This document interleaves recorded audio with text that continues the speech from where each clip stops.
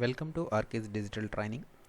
In this video, I am going to show you how to insert a trending line.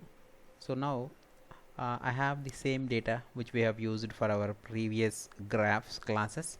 So if I wanted to insert a graph, column graph, let's say I'm going to make use of column graph and select the column, and if you see all the details have come, and if you wanted to name this chart with some name, you can write the name here. Just select like this and you can insert. Just give the header of the text whatever you wanted to give, courses details or summary. So whatever you wanted to give, you can give. And once you have done that, let's say make everything visible, like select everything and select all the required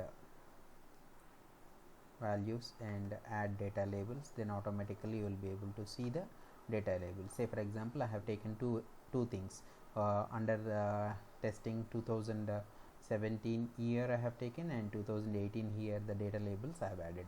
So now what I wanted to do is I wanted to show this 2018 data in the trending format. So trending line format means I am trying to combine two graphs. That means in the column graph itself I wanted to show my trend with a line graph. How do I do it?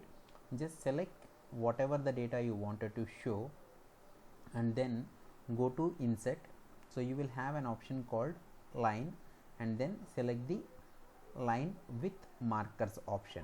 So if you see the line with markers option, that will get converted the value whatever you wanted to show, that has come in the line format. So if you see here, so the line 15 in the year of 2018, so it got displayed as 1545, it got increased here, and then again it got decreased, and then again it got increased, and then it got decreased. So if you wanted to see the values, just move the cursor over there, see series 2018, and what is the point you are talking about, that is Oracle, and then the value is 65. So if you wanted to visualize the user to understand how the graph got displayed with your data, whether there is the trending of that particular course, how many students got joined. So if you wanted to show this kind of comparison, you can do that. So if you wanted to do the same thing for 2019 year, let's say 2019 or 2020, I'm going to take 2020, you select it and then go to insert again, and then go to line,